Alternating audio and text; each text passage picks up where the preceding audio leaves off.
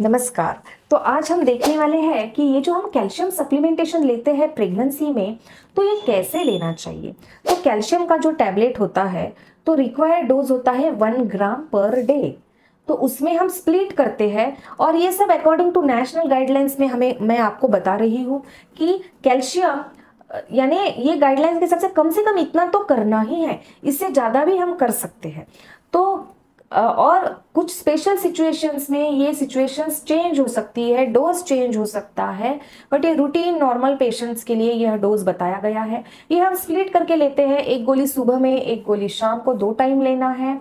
500 milligram of calcium carbonate सुबह तो 500 और शाम को, और उसके साथ 250 इंटरनेशनल यूनिट विटामिन डी भी लेना, D3 भी लेना है, क्योंकि विटामिन डी जो है कैल्शियम के एब्सॉर्प्शन के लिए बहुत ज़रूरी होता है। तो सिर्फ कैल्शियम लेने से काम नहीं होता है।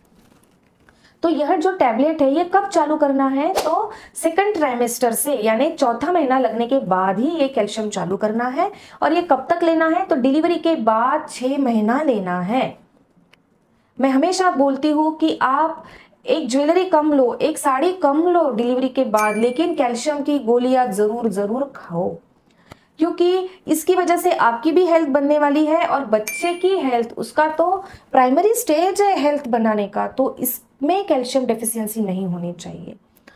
तो अभी ये 6 महीना क्यों लेना है, तो देखो प्रेगनेंसी में 1 ग्राम तक रिक्वायरमेंट रहता है, डिलीवरी के बाद 1200, 1300, 1500 तक ये रिक्वायरमेंट जाता है।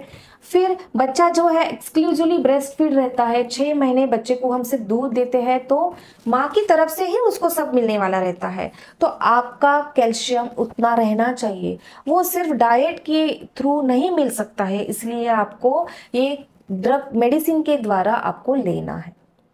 तो ये टैबलेट कैसी लेनी है, तो ये टैबलेट खाली पेट नहीं लेना है, उससे गैस्ट्राइटिस होता है, शरीर को तकलीफ हो सकती है। तो यह टैबलेट आपको खाना खाने के बाद लेनी है, खाने के साथ लेनी है। और ये टैबलेट आपको आयरन के टैबलेट के साथ बिल्कुल ही मिक्स नहीं करनी है। भूल गए दोनों टैबलेट साथ ले लो या हमेशा दोनों टैबलेट साथ लो, ऐसा नहीं करना है, क्योंकि इस वजह से क्या होता है, आयरन का असर ही नहीं होता है टैबलेट का, उसका एब्सॉर्प्शन नहीं होता है आयरन का। फिर यह टैबलेट हम जब लेते हैं तो दूध, चाय, कॉफी यह भी उसके साथ नहीं लेना है। और कैल्शियम अभी हमने देखा है कि कब लेना है, कैसे लेना है और किस तरीके से लेना है, कब तक लेना है। यह मिथ रहता है कि हम आयरन कैल्शियम का टैबलेट लेंगे तो बच्चे का वजन बढ़ेगा, फिर नॉर्मल डिलीवरी नहीं होगी, फिर सीजर ही होता है, तो गांव में ये टैबलेट्स फेंक देते हैं। ऐसा बिल्कुल नहीं करना है। वजन आपके खाने पीने की वजह से बच्चे का वजन बढ़ता है या कुछ प्रॉब्लम्स की वजह से बढ़ता है, आयरन कैल्शियम की टैबलेट की वजह से बिल्कुल ही वजन नहीं बढ़ता है। और यह भी मिथ है कि डिलीवरी के बाद कैल्शियम की ज़्यादा टैबलेट्स लेंगे तो किडनी स्टोन होगा। नहीं, किडनी स्टोन कब होगा, जब आपका रिक्वायर्ड डोज है वो फुलफिल हो गया है, उसके बाद एक्स्ट्रा कैल्शियम शरीर में बच रहा है तो ही वो होगा। अराउंड 3 ग्राम तक कैल्शियम अगर रोज आप ले रहे हैं तो किडनी स्टोन होने के चांसेस होते हैं। तो यह इतना रिक्वायर्ड डोज तो हमें मिलता ही नहीं है, इंडियन वुमेन्स में तो होता ही नहीं है, तो यह बिल्कुल ही गलत है। आप पानी बराबर से लो। यह भी है कि पानी कम देना चाहिए, पेट निकलता है, उसकी वजह से भी, डिहाइड्रेशन की वजह से भी स्टोन्स फॉर्म हो सकते हैं। कैल्शियम स्टोन्स तो नहीं होते लेकिन बाकी स्टोन्स हो सकते हैं। तो आप जो जिनका डिलीवरी होता है उन्हें एडिक्वेट अमाउंट में लिक्विड्स दो, पानी दो, बहुत सारा पानी के लिए उनको मत कमी करो। तो यह जो मिथ्स है, गैर समझ है, ये कृपया दूर कीजिए, ऐसे मत कीजिए।